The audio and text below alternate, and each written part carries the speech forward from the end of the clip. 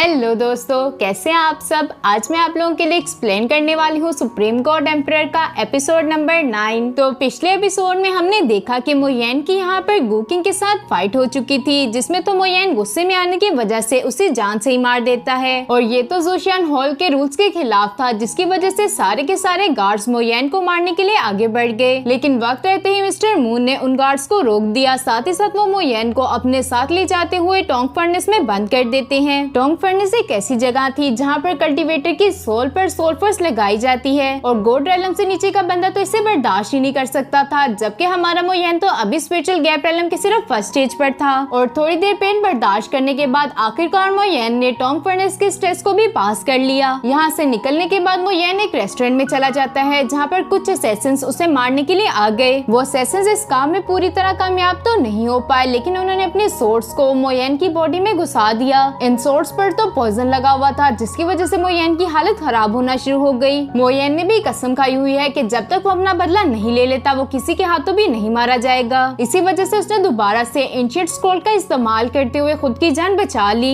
तो next episode की शुरुआत बिल्कुल उसी सीन से हुई, जहाँ पर हम मोयेन को देखते हैं कि उसने एंशिएंट स्क्रॉल का इस्तेमाल करते हुए खुद को फुली रिकवर कर लिया था। जबकि मिस्टर वैंग उसी सोर्ड को देखते हुए कहते हैं कि ये तो एक मिडिल लेवल का वेपन है, यानी कि जो भी इस असैसिनेशन के पीछे था वो कोई आम बंदा नहीं। ये सुनकर तो मोयेन लंबी और छोटी लड़की से कहने लगा, तुम दोनों जाओ और जाकर चेक करके आओ कि ये चारों लोग कहाँ से आए थे। साथ ही साथ इन सोर्स के बारे में भी मालूम करो कि आखिर कौन सी फैमिली इस तरह की सोर्स को बनाती है। जो सुनते साथ ही वो दोनों ही ये काम करने के लिए यहाँ से रवाना होगी। जबकि मोयेन तो अभी भी उस सोर्ड को देखते हुए कह रहा था कि अभी तो मैंने कुछ किया भी नहीं और ये लोग मेरी जान लेना चाहते हैं। खैर यूनिट, तुम मुझे उस नशेड़ी के बारे में बताओ कि आखिर उसके साथ क्या हुआ था जिसकी वजह से वो ऐसा हो गया। वो तो लिन फैमिली का बेटा है, लेकिन फिर भी उसकी बॉडी में जरा बराबर भी ट्रू एसेंस का कोई भी नामो निशान नहीं। ये सुनकर तो यूनिट ने लिन शान यू के बारे में बताना शुरू कर दिया। वो कहती है कि लिन शान यू लिन फैमिली का डायरेक्ट डिसेंडेंट हुआ करता था। वो बचपन से ही एक्स्ट्राऑर्डिनरी टैलेंटेड है, लेकिन बाद में कुछ ऐसा हुआ जिसकी वजह से उसकी पूरी की पूरी दुनिया ही बदल गई। उसका भाई लिन बिन, जो कि लिन शान यू से भी ज्यादा पावरफुल था, एक फाइट के दौरान इतना घायल हो गया कि वो मरने ही वाला था। इसी वजह से लिन फैमिली ने अपनी एक सीक्रेट टेक्निक जिसका नाम है ब्लड ट्रांसफॉर्मेशन, उसका इस्तेमाल करते हुए लिन शान यू की स्पिरिचुअल पल्स को लिन बिन में ट्रांसफर कर दिया। मिस्टर वैंग यूनिट की बात को आगे बढ़ाते हुए कहते हैं, चूंकि ये दोनों भाई थे इसी वजह से ये ब्लड ट्रांसफॉर्मेशन टेक्निक इतने अच्छे तरीके से परफॉर्म हो पाई। अगर सिंपल वर्ड्स में कहा जाए तो लिन शान यू अब एक आम आदमी बन चुका है जिसके पास कोई भी पावर्स नहीं। ये भी एक वजह है कि वो अपना सारा दिन सिर्फ शराब पीने में गुजार देता है। लिन शान यू के बारे में ये सब जानने के बाद मोयेन कहता है कि ये लिन फैमिली वाले कितने कमीने हैं, उन्होंने सिर्फ अपने फायदे के लिए लिन शान यू को बलि का बकरा बना दिया। थोड़ी देर के बाद लंबी और छोटी वाली लड़की मोयेन के पास इंफॉर्मेशन लेकर पहुंच गई। वो मोयेन से कहने लगी, यंग मास्टर मोयेन, मैं उस सोर्ड के ओरिजिन के बारे में मालूम नहीं कर सकी क्योंकि वो सोर्ड मू फैमिली से ही आई थी। लंबी वाली लड़की की बात सुनकर तो मोयेन हैरान हो गया। वो कहता है कि क्या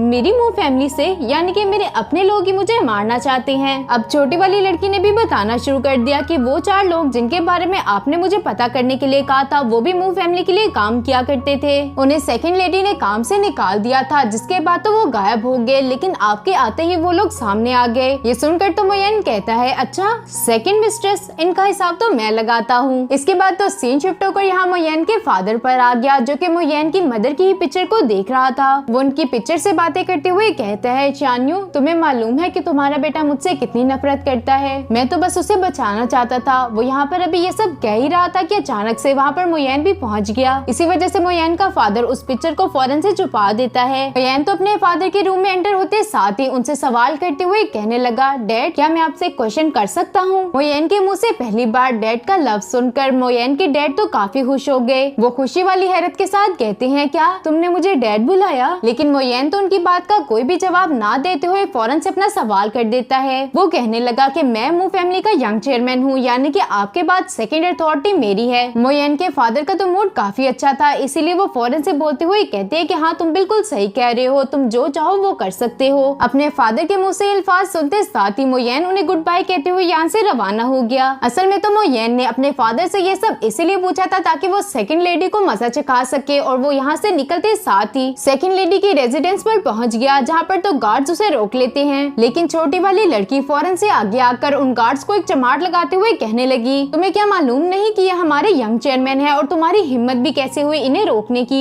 इसके बाद तो गार्ड्स की भी इतनी हिम्मत नहीं रही कि वो मोयेन को रोक सके, इसीलिए वो फौरन से अंदर की तरफ चला गया। इसके बाद सीन शिफ्ट होकर यहाँ पर सेकंड लेडी और उसके बेटे पर आ गया, जहाँ पर तो उसका बेटा उसे कह रहा था कि मदर मोयेन को आराम से पता चल जाएगा कि उसके मर्डर को हमने प्लान किया था। लेकिन सेकंड लेडी तो उसे कॉन्फिडेंटली जवाब देते हुए कहती है कि तुम इतना डर क्यों रहे हो, इस बात से कोई फर्क नहीं पड़ता अगर उसे पता भी चल जाए, क्योंकि वो यहाँ पर आकर हमें मार नहीं सकता। इस बार तो वो बच गया, लेकिन नेक्स्ट टाइम ऐसा नहीं होगा। वो यहाँ पर अभी ये सब कह रही थी कि अचानक से मोयेन अंदर की तरफ आते हुए कहता है, लगता है कि सेकंड लेडी अभी भी मुझे मारने की प्लानिंग कर रही हैं। जबकि सेकंड लेडी और उसके बेटे को मोयेन को यहाँ देखते साथ ही एक बड़ा झटका लग गया। ये बात तो उनके ख्वाबों ख्यालों में भी नहीं थी कि मोयेन यहाँ पर सीधा टपकेगा। इसी वजह से सेकंड लेडी का बेटा बगैर कुछ सोचे समझे मोयेन पर अटैक करने के लिए आगे बढ़ गया, जिससे तो मोयेन अपने सामने एक शील्ड बनाते हुए काउंटर कर लेता है और मूक इंतियान पीछे की तरफ जाकर गिर गया। इससे पहले कि वो मोयेन पर दोबारा से अटैक कर पाता, छोटी और लंबी वाली लड़की ने फौरन से उसे पकड़ लिया। सेकंड लेडी भी अपने बेटे के साथ ये सब होते हुए किस तरह ही देख सकती थी। वो अपने बेटे को बचाने के लिए आगे की तरफ बढ़ती है, लेकिन छोटी वाली लड़की ने उसे वहीं पर रोक दिया। इसी वजह से वो मोयेन पर गुस्सा होते हुए कहने लगी, आखिर तुम चाहते क्या हो? जिस पर तो मोयेन उन्हें जवाब देते हुए कहता है कि आपने मुझे 4 सोर्ड्स की मदद से इंजर्ड किया, अब मेरा भी फर्ज बनता है कि उतना दर्द मैं आपको वापस करूं, जिसके लिए आप ना सही आपका बेटा ही सही, तुम दोनों मूक इंतियान को बाहर लेकर आओ। ये सुनते साथ ही वो दोनों ही मूक इंतियान को बाहर की तरफ ले जाने लगी, जबकि मूक इंतियान तो यहाँ पर रोते हुए चिल्ला रहा था, मम्मी मम्मी प्लीज मुझे बचा ले, मैं मरना नहीं चाहता, ये सब तो आपका प्लान था, फिर मुझे ये लोग क्यों मार रहे हैं? लेकिन मोयेन को तो उस पर जरा बराबर भी तरस नहीं आया। वो तो उसे अपने सामने खड़ा करते हुए और अपनी आंखों के ऊपर पट्टी बांधते हुए कहने लगा कि मैं तुम्हारे ऊपर 4 टेक्निक से हमला करूंगा, अगर तुम मेरे इन 4 स्लैश अटैक से बच गए तो मैं तुम्हारी सारी गलतियां माफ कर दूंगा। ये कहते साथ ही मोयेन ने उस पर स्लैशेस अटैक करने शुरू कर दिए, जिसे तो मूक इंतियान बड़ी मुश्किल के साथ ही सरवाइव कर पाया, लेकिन आखिरकार बेहोश हो जाता है। ये देखते हुए तो सेकंड लेडी फौरन से भागते हुए अपने बेटे के पास आ गई, जबकि मोयेन तो यहाँ से रवाना हो गया। सेकंड लेडी अब रोते हुए कह रही थी, मोयेन तुम्हें जिंदा नहीं छोड़ूंगी। रास्ते में छोटी वाली लड़की मोयेन से सवाल करते हुए कहती है कि यंग मास्टर आपने मूक इंतियान को छोड़ क्यों दिया, आप तो उसे मार भी सकते थे। जिस पर तो मोयेन उसे हंसकर जवाब देते हुए कहने लगा कि मूक इंतियान तो बेवकूफ है, साथ ही साथ सेकंड लेडी को भी अकल नहीं, अगर उनके पास अकल होती तो वो इस तरह का काम करती। मैंने तो उन्हें ये सब एक सबक सिखाने के लिए किया, वो तो मेरे ओपोनेंट्स भी नहीं। तुम उसे छोड़ो, लिन च्यानयू का पता करो, मैं उससे मिलना चाहता हूँ। ये सुनकर तो लंबी वाली लड़की मोयेन से सवाल करते हुए कहने लगी कि आखिर आपने लिन च्यानयू का क्या करना है, क्योंकि उसकी स्पिरिचुअल वेन्स ब्लॉक हो चुकी हैं और वो यूजलेस है। अब मोयेन उसे बताता है कि आज से 1 साल पहले मैं भी उसी की तरह एक ट्रैश था। इसके बाद मोयेन ने इन दोनों लड़कियों को ही अपनी स्टोरी बताना शुरू कर दी, जबकि यहाँ पर सेकंड लेडी रोते हुए अपने बेटे से कह रही थी, मैंने कभी सोचा भी नहीं था कि मोयेन के अंदर इतनी हिम्मत आ जाएगी कि वो यहाँ पर आकर तुम्हारे साथ ऐसा सलूक करेगा। ये सारा फॉल्ट तुम्हारी मदर का है, प्लीज बेटा मुझे माफ कर देना, लेकिन नेक्स्ट टाइम मैं उसे नहीं छोड़ूंगी। लेकिन मूक इंतियान तो मोयेन से काफी ज्यादा डर चुका था, इसीलिए वो अपनी मदर से कहने लगा, मदर मोयेन तो बहुत ही ज्यादा टेरेबल है, अगर उसे चेयरमैन की पोजीशन चाहिए तो प्लीज आप उसे लेने दे। अपने बेटे की ये बात सुनकर तो सेकंड लेडी को गुस्सा आ गया और वो गुस्से से कहती है कि तुम क्या बकवास कर रहे हो, वो कमीना मोयेन हमारी मू फैमिली का लीडर बनने के लायक नहीं, वो तो कचरे के अलावा कुछ नहीं है, तुमने ये आखिर सोचा भी कैसे? सेकंड लेडी भी यहाँ पर ये सब कह रही थी कि तभी वहाँ पर मोयेन का फादर भी पहुँच गया, जिसने तो सेकंड लेडी के मुँह से ये सारी बातें सुन ली थी, इसीलिए वो गुस्से से भड़कते हुए कहने लगा, कचरा वो नहीं बल्कि तुम हो। ये कहते साथ ही उन्होंने आगे बढ़कर सेकंड लेडी का गला पकड़ लिया, जबकि सेकंड लेडी तो यहाँ पर चिल्लाते हुए कह रही थी, चेयरमैन प्लीज मुझे छोड़ दे चेयरमैन। लेकिन चेयरमैन का तो ऐसा कोई इरादा नहीं था। वो गुस्से से उसे कहता है, अगर तुमने दोबारा से मोयेन को मारने की कोशिश की तो मैं तुम्हें मार डालूंगा। ये मत समझना कि तुम्हारे पीछे कोंग फैमिली का हाथ है तो तुम मुझसे बच जाओगी, अगर तुम्हारे साथ रॉयल फैमिली भी होती तब भी मैं तुम्हें मार डालूंगा। ये सब कहने के बाद मोयेन के फादर ने सेकंड लेडी को छोड़ दिया, जबकि वो मूक इंतियान को कुछ पिल्स देते हुए कहते हैं कि इससे तुम्हारी बोन्स रिकवर हो जाएंगी। साथ ही साथ वो कहने लगा कि अभी तक मू फैमिली के सारे मामलात मेरे हाथ में हैं और जो कोई भी मेरी मू फैमिली की खुशी को बर्बाद करने की कोशिश करेगा वो मेरा दुश्मन है। उम्मीद करता हूँ कि तुम दोनों को ये सब समझ आ गया होगा। इसके बाद सीन शिफ्ट होकर मोयेन पर आ गया, जो कि लाइटनिंग वैली पहुंच चुका था, लेकिन इससे पहले कि वो heavenly thunder lightning body technique की प्रैक्टिस कर पाता, उसके ऊपर एक व्हाइट फॉक्स अटैक कर देता है, जिसे तो मोयेन ने काउंटर करते हुए अपनी लाइटनिंग स्लैश अटैक टेक्निक का इस्तेमाल करके उसे घायल कर दिया।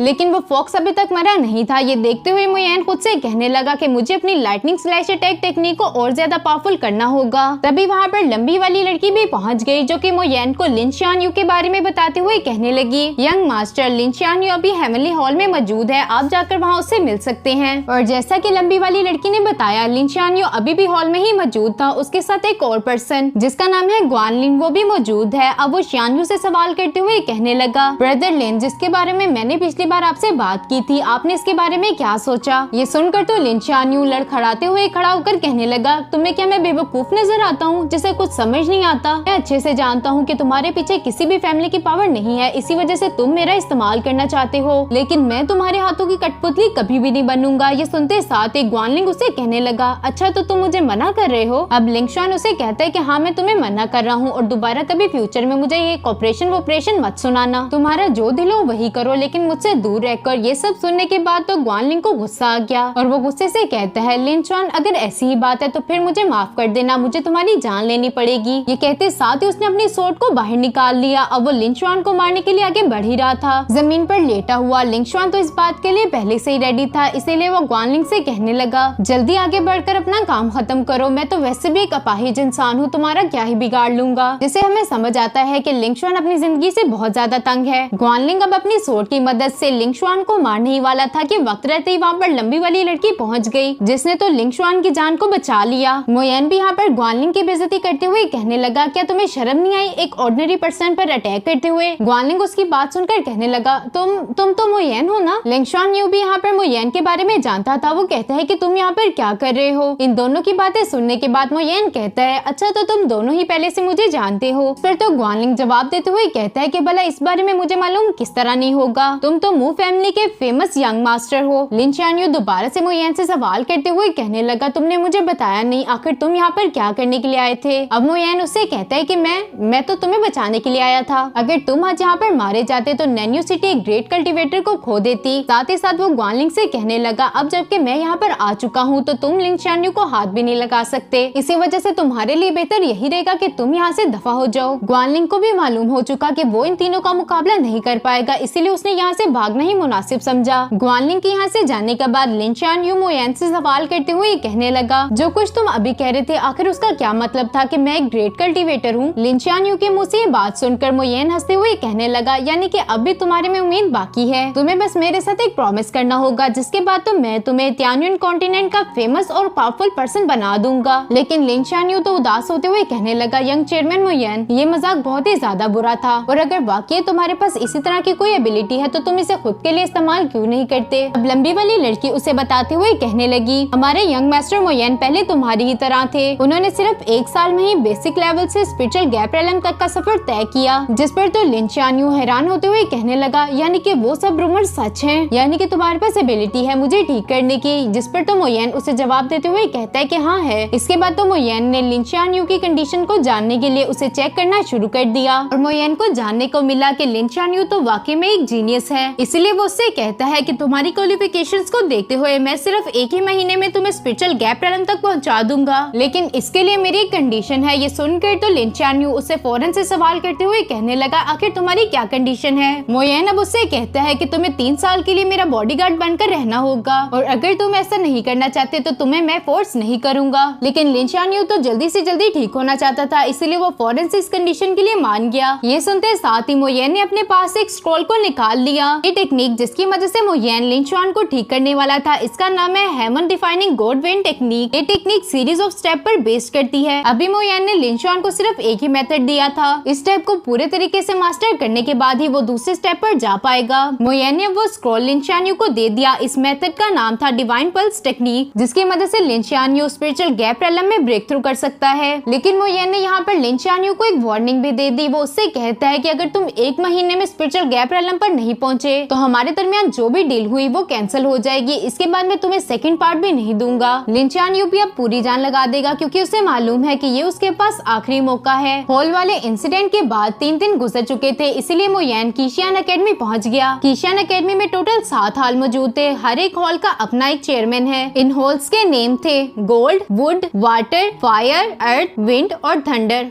जिनमें से पहले 5 हॉल्स को लिन, रॉयल और एंशिएंट फैमिलीज रूल करती हैं। इसका सारा का सारा कंट्रोल इन्हीं फैमिलीज के पास ही था, जबकि बाकी के बच्चे विंड और थंडर हॉल पर कोई भी फैमिली रूल नहीं करती। इसी वजह से जब मोयन से मिस्टर वैंग ने पूछा कि तुम आखिर कौन से हॉल में जाना चाहते हो, इस पर मोयन ने थंडर हॉल को चूज किया, जिसका दूसरा नाम था लाइफेंग हॉल। लेकिन मिस्टर वैंग तो मोयेन के इस फैसले से ज्यादा खुश नहीं थे, इसलिए वो उसे समझाते हुए कहने लगे कि तुम्हें पहले के 5 होल में से किसी एक को चुनना चाहिए। बट मोयेन तो फैसला कर चुका था, इसलिए वो मिस्टर वैंग से कहता है कि मैं लाइफेंग होल ही जाना चाहता हूँ। अब तो मिस्टर वैंग को भी ना चाहते हुए भी इसके लिए एग्री होना पड़ा। मोयेन भी यहाँ पर कीशियन एकेडमी को देखते हुए अपने मन में कह रहा था कि मैंने कभी सोचा भी नहीं था कि मैं जिंदगी में कभी कुछ ऐसा भी करूंगा। वो यहाँ पर अभी ये सब सोच ही रहा था कि अचानक से वो देखता है कि एक तेज रफ्तार घोड़ा गाड़ी उसी की तरफ आगे बढ़ रही है। इसका ड्राइवर तो मोयेन से चलाते हुए कह रहा था, बेवकूफ इंसान, क्या तुम्हें नजर नहीं आ रहा कि 9th प्रिंस की गैराज आ रही है, तुम साइड पर क्यों नहीं हट जाते? लेकिन मोयेन तो वहाँ से हटने की बजाय जिद लगाकर वहीं पर खड़ा हो गया। ये देखते हुए तो उस ड्राइवर को भी गुस्सा आ जाता है, इसलिए उसने अपनी घोड़ा गाड़ी की स्पीड और ज्यादा तेज कर दी। उसे लग रहा था कि मोयेन घोड़े से टकराने के बाद दूर जाकर गिर जाएगा, लेकिन यहाँ पर तो सब कुछ ही उल्टा हो गया।